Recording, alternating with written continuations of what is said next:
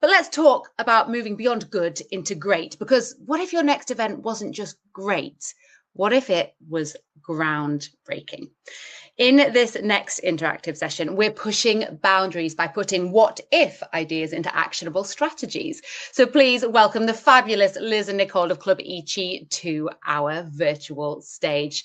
And Nicole and Liz, you're together, which is a little bit of a novelty. We like that. So please tell us where you are and kick off your session. Oh boy. Yes, we're in Maui, Hawaii, having the best time and living our spirit of aloha life. And so, Chloe, as the sun sets on you, the sun is rising on us. It is 7:26 a.m. and we are super excited and happy to be here. And we need maybe a little more coffee, but let's see. Yeah, no, and by the way, Chloe, anybody that has butt cheeks on their vase is my kind of person. So cheeks out, let's go. We saw it. Woo! Okay, well, today we are here to play a little game of what if. And the whole idea is that we're going to take an event, a normal event, and just kind of jazz it up a little bit. So we want to get your ideas. Yes, thank you in the chat for everyone wishing Nicole a happy birthday. She's 25 again, and she's happy. So I thought we would maybe just start with a little overview of the way we like to talk about engagement, just as you're thinking. So what I'd like you to do is throw in the chat the type of event that you have. If it's a conference or field marketing or activations, what you normally work on, just kind of drop it in there for us. And then if you have an event and you want to come up on stage with us and say, this is what I've got going, and then we can play with it together, we'd love to do that too. Yeah. But so as you think about that, let's just orient you to, people come to us often and ask, how do I create more engagement at my event? And to that we say, I don't know. No. False. What are you actually trying to do? Because I think we need to define engagement first. Engagement could simply mean that no one is sitting on their cell phone and they're watching the stage.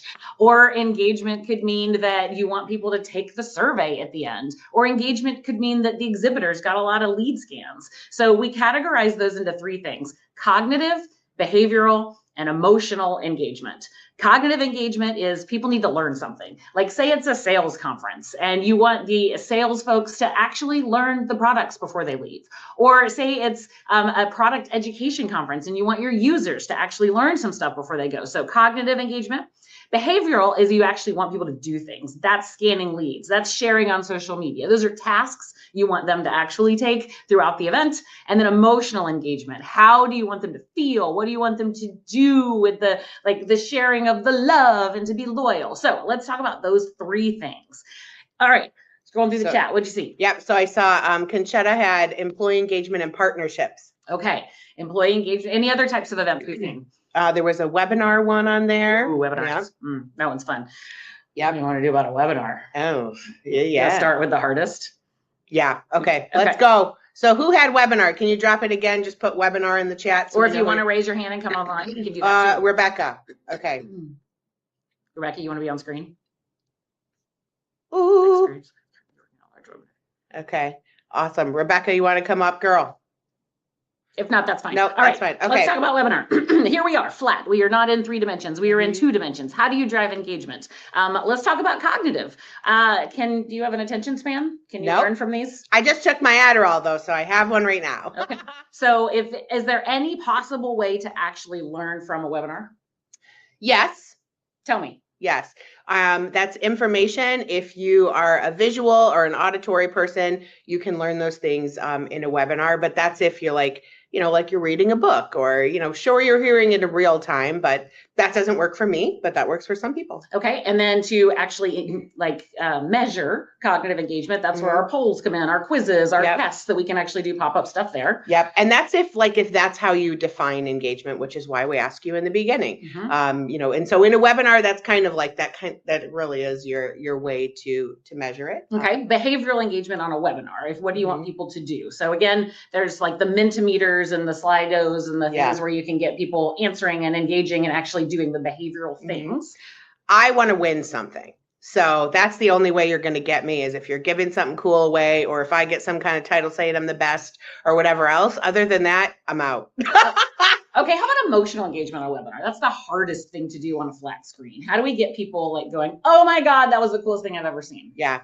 I would say that I would also love to show up for somebody else. So if we're looking for emotional engagement, like did somebody share something? Not vulnerable, doesn't have to be deep, but is something happening for somebody on screen? Even if it's like right now, right? Like if we pull somebody up on screen and go through their event, that might be like the thing they're stuck on. Maybe they have their own business and they're trying, and now they can win this account. And so I think, a broader picture of like helping someone in action or being there as somebody, discovers thing. We love a good, like trying to break a record of some kind. So even just being there as a witness, to stand up with and for somebody else is, that's really cool for me as far as that emotional engagement, to where I'm going to connect that experience to whatever brand put that on or company put that on, because they did that for somebody else. Because I'll say the one thing that is the most powerful and effective thing for any company to do, whether you own your own company, you work for a brand, you're at an event or whatever, is when the company steps back and makes it about somebody else, and doesn't care about anything that's connected to their brand. That for me is the emotional part. What about a virtual adventure? Oh, I love those. We did 20 million of those during, when we were all locked in our houses. But I still think that virtual adventures are amazing. Meaning what we mean by a virtual adventure is somebody has a cell phone, they're somewhere on Earth, and we're experiencing something live. So for example, that doesn't mean that, it's a move or a pre-recorded video. For us, it was like we went dog sledding one time, and we're literally, the person had the camera and we were screaming as they were like, okay, here's the dogs. And the dogs are jumping up on this guy and they're ready to go. And he's like, okay. And he's calling these dogs, and I have goosebumps thinking about it. And then another time we literally were skydiving out of an airplane with hot Navy SEALs, which, a guy in uniform, that gets me right there. But if skydiving gets you, that's awesome. But literally they had a GoPro strapped to their head. And it was live. It was live. And you hear the sound and they're like, okay. And they're doing all the checks, and you could see somebody check them. And I'm like, I feel like they're checking my life right now.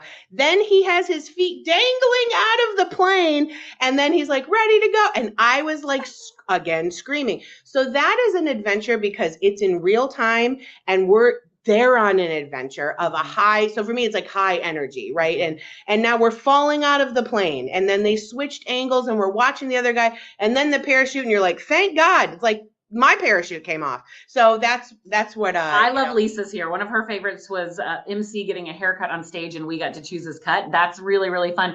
During the pandemic, Nicole also learned to dye her hair with a very famous hairstylist from LA. And so we did a whole self hair dyeing. It was so awesome. I had a thing on it, and he was like, all right, now more to the roots, but not all the way to the scalp. Really important so your hair doesn't fall out and you don't go bald. But that was the adventure for somebody else, was like, that was them, they being there for me, right? Is she going to go bald? And the adventure for her husband was that her entire house was covered in plastic so that it didn't make a mess. She did this on screen. He was outside, ready to clean up our walls, and they went crazy. Okay, so let's get to a real in-person program. And I'm sure you've been to an event like this. Opening welcome reception. That opens it up for you. Day one, keynote. Let's take Conchetta's employee engagement and the partnerships and talk through that one. Okay. Yeah. Keynote, panel, breakouts, lunch, breakouts, reception, free night. Day two, keynote, panel, breakouts, lunch, breakouts, panel.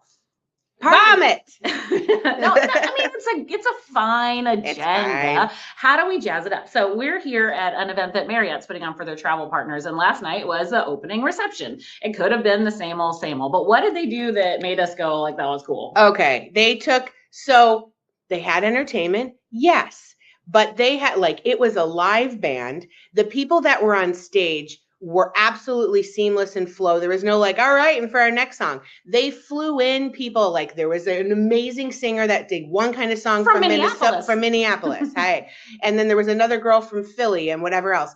But it was the dancers were in the audience, obviously, as we call it, event wingmen, right? As they moved it. There required 0 event staff, besides from the hotel for the food, of course, to move the people. So they had choreographed, obviously the dancers, but the flow of everything, and the dancers moved the people where they needed to go. So the whole theme for the night was that the dancers were flight attendants, and it was the old school retro flight attendant feel, and they had the what are the flame whatever these mover things are. And so the dances happened with that. And then when they kind of switched into beach party theme and they did their Annette Funicello feeling thing, all the dancers came out and got the people dancing. And then when it was time to move them out to the after party, they brought back the flight attendant feel and they had their baton things. And they were actually moving the people. Yeah. It was brilliant. It was theatrical and you were the show. And so that was really cool, was they made it not something that the audience was watching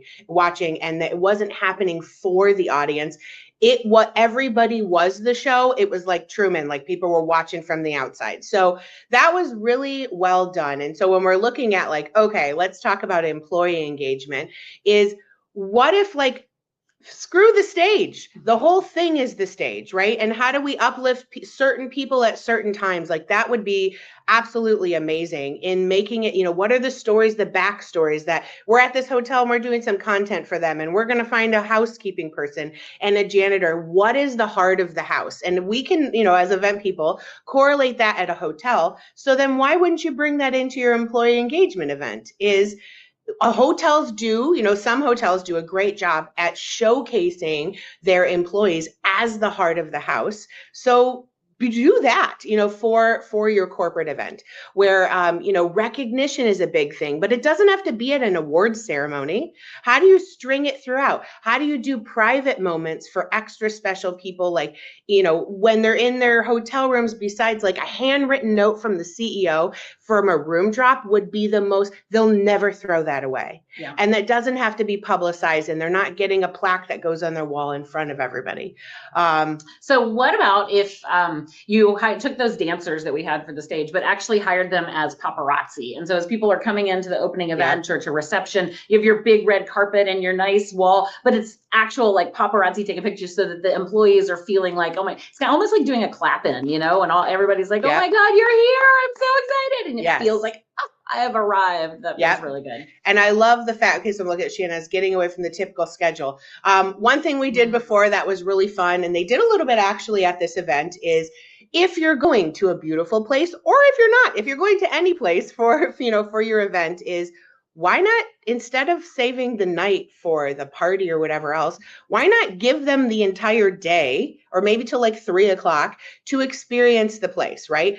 Tours, options, give them time. They could sleep in till noon, whatever. Room service in their room, forget group breakfast. Maybe it's, order it to yourself and then go on a day of activities, whatever that is. And then do the sessions as dinner sessions, campfire sessions, literally around the campfire. So we did this for an event. We took a group to Atlantis in the Bahamas, and it was a beautiful location. So we did our sessions in the morning, and then we gave them from like noon to 4, where we had put together those micro events, those little behind the scenes activities to go behind the scenes of the aquarium, or to go experience the diving with the rays, or doing something like that. And then sessions picked back up again at 5:00. So we had dinner, and the conversation sessions went into the night, and flipping the whole thing around is beautiful. Think outside the ballroom, I think, is the opportunity. And I see one from Trisha here. What if you have a super frugal budget? Smaller enterprises don't have money like Marriott's or Salesforce. These are my favorite because you can absolutely create an impact that goes beyond, like make it so meaningful. So it would be like, okay, if we're talking about employee engagement again or something else or whatever it is, like imagine if you have one really special employee and everybody has to wear shirts with the employee's face on it. Or, they submit a picture in advance and then everybody wears a button with like, this is my favorite moment of this person. And guess what? Then you're going to go around and be like, oh my gosh, what's that picture about? And what are people doing? What if everybody had buttons of every employee and you had to pick what employee you wanted to wear that day? Yeah. Oh, that's perfect. We've done, I still want to do this idea where, okay, let's take an idea of frugal or not, Marriott or, just startup company is, let's say you're looking for engaging networking ideas. Everybody gets a pair of socks with another attendee's face on it, and you don't know who that is. And then during the reception, you have to go and try and find your pair, your match. And then obviously that person has your face or whatever else. And then it's really cute. Like instead of maybe taking a picture together, you take a picture of your feet, whatever. But like, that's a really cool way of like, that doesn't cost, how much is a pair of socks? And then an email to tell them what to do. But thinking about some of those other things. So the question of we don't have enough staff, we can't do all the things. What if you just take everyone that you have and reimagine what's happening? So you're doing an event in Minnesota. It's cold. You're going to have coat check. What if your sales team runs the coat check? So the customers are coming up and the sales team is getting to say hi to everybody, take the coats. It's just for a little bit. Normal coat check people can come back and take over. But during that welcome moment, have this like burst of, wow, that didn't cost me anything extra. The salespeople were like, that was weird, but fun, and have a little fun with it. And then let's bring in partnerships, right? Is some partners, or maybe it's your company, I don't know. Generally, you buy off of a package and your logo's in this place, and okay, and let's all hope that we get business from that. But like, what if you give them a cooler opportunity? For example, yes, it's very Marriott here in the Maui to, put the lays on, and we got this awesome papaya juice that I think re-energized my soul. But what if your partners did that? Like, right, is like, oh, you know what? I'm one of the partners. I'm just so glad you're here. If they were the welcoming committee, that's special and that's cool. And if their partner gets to do that with the CEO or an executive of your company that feels like maybe you can easily approach them, maybe you can't, I don't know. But like, there has to be somebody from your company, and that can totally be one of the partners in this, in that element, that greets people up front. No other company should host for you. Like, for example, when you come to anything for Liz and myself, you will see one of us first. Maybe not when you first get out of your car in the parking lot, but nobody's going to hit you before that. We're the first people that you get to, and that's super important. And you can scale that from an event of 5 to an event of 5,000. Now, maybe you can't hit 5,000 people, but somebody like you made that effort, or come early and have whatever. So I think that there's moments of like, those things don't cost money, and those things are what's easy. And generally event people that we've seen is they don't even think or make time for that, because they're always trying to fit everything that costs money into like, how do we do it better? What about let's jump to the very end. What if you set up the entire end of the event to do an exit through the gift shop moment instead of an Irish goodbye moment? Because you got your exhibitors, they tear down early, they peace out. But what if you had the exhibitors take all their leftover swag? What if the speakers that have books, they're going to do the book signing, all that stuff is happening at the end of the event promenade, and people come through, you can get the leftover stuff, and it's not like the booths, it's just like the fun moment where you're like, oh my gosh, leftover t-shirts, oh my gosh, all this stuff. And what if you got one of the sponsors to actually sponsor a FedEx shipping booth, and you could put all the stuff in there and just ship the stuff home so you don't have to carry it home on the plane? Like, that would be a really fun thing. A swag buffet of all the leftover stuff, and people can just grab as they go. Super fun stuff that doesn't cost much and lets people get their brand in more people's hands in a fun way. Yes. Forget your bag of crap at the beginning, right? Here's your bag. Here's your badge. Okay, maybe you have to do the badge. Fine, whatever. Do we have our little badge thing here? Okay. I don't know where mine is, but they put them on those like coconut shell things that I probably butcher. I don't know what that is, but the little brown balls that are Kalui nuts. I don't know. But then they put the badge on. Okay, that's really cool. What is your badge thing turning in? Oh, wow, it's also an extendable phone carrier thing, which I always break and lose, but I absolutely love. So like, those are, cool ways to do that. But the swag buffet I really love, because it takes we're going to put your stuff in the welcome bag. And maybe it's, for example, is you have baskets of things. This does not have to cost money. One time, Liz and I literally, well, not a ton of money. We went to every Office Depot in a city and whatever else, and we bought all the smelly gel pens, and we bought hand lotion, and we went to the dollar store at Target and got like $3 face mask and whatever, and we had these buckets, and there wasn't enough for everybody, but there was something for everybody, just like food. And they went and they got this really cute bag that maybe they brand or put buttons on like Crocs, but it's a bag, and then they put the stuff that they wanted in there, and it was their choice. But that stuff can be partner stuff, right? Like maybe on the back of something, that is the thing, brought to you by whoever. Like, that is cool. Imagine giving away notebooks, but having partners or whoever write a handwritten note, or maybe not all, like, did you get one? That's the giveaway, so kind of like how you're doing the glow chairs, and that kind of thing. So whether you have money or whether you don't, there's absolutely cool things that you can do. And just remember that, like, there are events for human beings. What do you think is cool and fun? And then figure out, how do we weave this into the message or the whatever the item is or whatever for your company after? Why should they nobody? And not enough people think like that, right? This is for the attendees. Let's do it for them first, and then weave in how our company fits into that.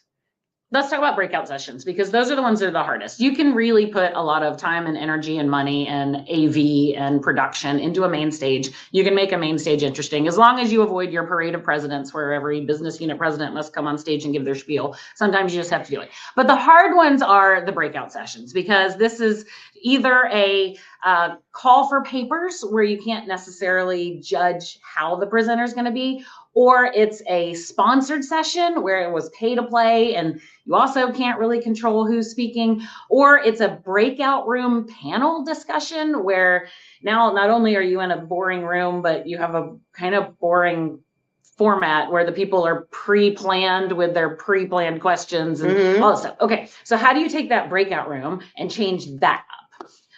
What are your ideas there? Okay, so I think the breakout room, I love a festival station, right? Like they go around, and do different things. And then maybe everybody has to be like, okay, let's take this visual idea and then put it to a breakout. Like there's no centerpiece on the table. Everybody has something. We have to make the centerpiece together. Okay. And then it starts. So what are the components of a breakout that everybody could, maybe they go in and I'm red and I'm blue and I'm whatever. And now all of a sudden they can sit anywhere they want. But during the breakout session, they're like, all right, where's all my red people? Boom, this question's for you. Whatever. All you did was segment people to make sure that they answer. Because if you don't segment them, you're like, okay, so here's my idea. How many people does that apply to? Kind of, raise my hand. It's all weird and it looks like you're just not good at getting them to engage. But if they think they have some kind of a segmentation and a job, you've given them some sort of belonging. I belong to the blue team. This question's for the blue team. And now I want to kick the red team's butt just because competitiveness is within us as human beings. And so that's just kind of like, oh, this is the blue team. Or now I feel like I have to be a part of something, but it didn't feel forced in a way. So that's a really cool way, is like, just give them we've all done this before, with networking and whatever else, but why not use that for your breakout sessions just to make sure that the people get answers, and tell them, hey, speakers or facilitators, presenters or whatever, if you have 4 questions, we're going to have 4 colors or 2 colors, 2 questions each, whatever it is. Just say this one's for the red people, this one's for the blue people. So I'm going to bring it back to, that's all well and good if you've got an engaging, fun host that can do that. But most of these events, we have thousands of breakout sessions. We cannot control how boring the people are in the room. So I think my 2 tips are the room set, because instead of just doing your 2 chunks of chairs all facing freaking forward with that aisle in the middle and your dude on stage with its PowerPoint, just make some sort of arch, kind of do the auditorium style so that it feels more intimate. And if you can set to the long wall and have that feeling, that changes it enough. And also, if you have to do those straight chairs going forward, angle each chair individually by 45 degrees, because otherwise you're sitting here and you've got your neck here, which is literally cutting off the blood circulation to half your brain as you're gonna watch the board speaker. Science! Chairs are angled 45 degrees. Now I'm facing the speaker. And so that's going to start with that cognitive engagement immediately so that you can pay better attention. My second thing is some music in the breakout rooms. There is nothing worse than walking into that really boring, sad, windowless breakout room, seeing the person at the front patiently waiting on people to come in, and it's dead silent. And people feel like they're in a library and they have to whisper to each other, and it's creepy and it's weird. So turn on some sort of music, and it doesn't have to be a full AV set. It can be one of those little Bluetooth speakers. Just make sure that there's some sort of vibe in the room. It changes so much. Yes. And if your presenter's even a shy person, do what the flight attendants do. They're at the door, their hands, the worst thing is to walk in and watch somebody playing on their computer. And I just think they're not ready. This is about to be boring. And what they're telling me is I'm about to sit through a presentation. So I leave, but whatever. So say they have to stay, fine. But if they're at the door, if you make, if you notice somebody's eye color, they instantly, both of your actual chemicals in your body either connect, or you get a sense of, your brain releases oh, I know that person. Really? What color are your eyes? Oh, they're brown. Do you feel close to me? Do you feel close to me? Okay, great. But that's so if you could tell the presenter, just long enough, hi, welcome in. So great to see you. So glad you're here. Now move on. And so like, that's the amount of time that it takes. See, like if they can see their eye color, unless they're weird and then they're just like, but that's the thing, is have them greeting them and just so grateful you're here, because now people are like, wow, that was really nice. Like I'm invested, like they're here for me and I'm about to be here for them, even if they're boring as hell. Okay. So that's some breakout format suggestions. I also think that if you can, I know it's difficult when you're doing a large scale event, but if you can give multiple breakout format options for the attendees, because if they go straight from keynote, panel, and breakout, then that is 4 hours of sit and get content. It's very difficult for them to stay engaged and actually enjoy the rest of their day. They're going to go right back into that next keynote and get straight on their phone and do all their emails. So if you can break it up and give them the opportunity to have roundtable discussions or facilitated conversations or spontaneous think tanks or something where they're actually talking to each other, I love that. My other thing with the keynotes is if you can have your keynote room set with small lounge sections, and I don't just mean the comfy chairs that you fall asleep in facing the stage. I mean like little mini living rooms. And even if you just have banquet chairs, can you do little mini kind of feeling sets of living room so that your speaker says what they need to say, and then you turn it back to the crowd and ask them to discuss or solve a problem or have a conversation. And so now it doesn't feel super one way. It allows people to network a little bit, which is why they're at the event. Again, not possible with your 10,000 person breakout session. These are just tips and ideas that you can kind of grab and use in different environments. Yeah. And I love, let's think of the hallways a little bit different, right? The worst hallway, and this is like my hallway to hell, it's for me is, I don't know what those cloth walls are that, divide the hallway, and now you're into all these breakouts, and then you just have your name of a stand, and then it's like the lighting's terrible or whatever.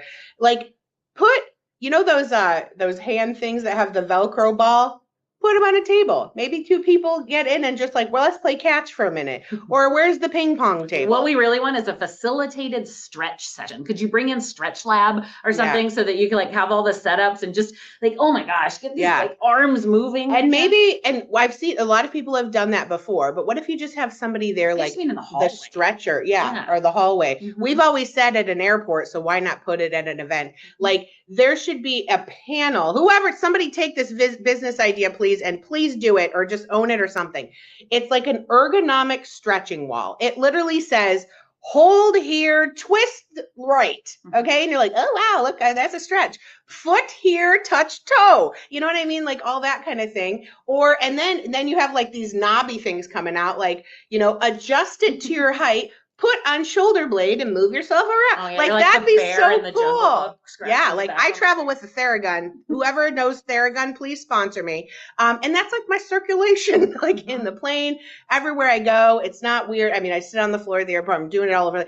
Theraguns everywhere. I don't know, but like that is cool, right? You could attach them with the like "don't steal me" thingies. People would get it. It'd be fine. But they're around for your use. Other hallway things. So you may know us from our sticky notes. We're well known for our sticky notes, but we get the big ones. They're the 6x8s, and buy the Post-it brand because the other ones fall right off the wall. Yep. But in your hallways or when you're crowdsourcing, just have a wingman, an event person standing there saying, "What challenge are you here to solve today?" And put that on the wall. Do it at registration or do it as a hallway activation at the coffee break. You don't even have to take them and turn them into the peer sessions. Just the act of having people share their challenges, and then they start writing their names on the sticky notes like, "Oh, I've solved this. Here's my number," or "Here's my email address," or "I'm trying to solve this. Somebody connect with me." And it's like an old school bulletin board, and you get all of this camaraderie happening. And then you have all these insights. So here's my secret tip. Don't tell anyone. If you take pictures of these sticky notes with your phone and put the pictures in ChatGPT, it will give you a summary of all of the challenges everyone just put up there. It will literally write it out for you. And now your editorial team, your content team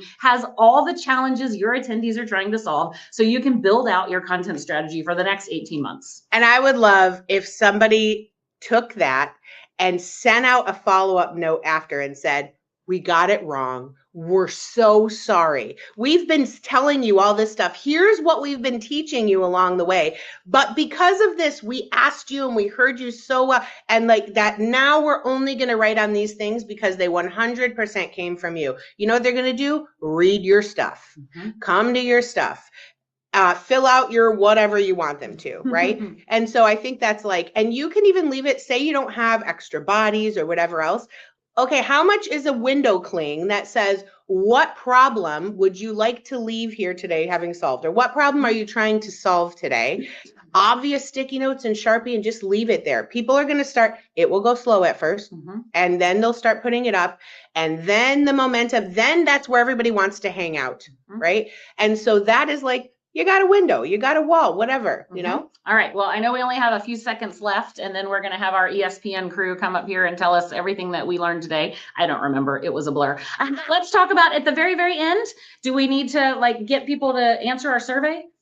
I hate surveys, but I guess that's your way to do it. So I think you got to do it. But yes. So then what do you hide something in the survey? Hold your photos hostage. You can get access to the photos if you complete the survey. Do yes. Yes. There's a great one of you. You got to fill this out first.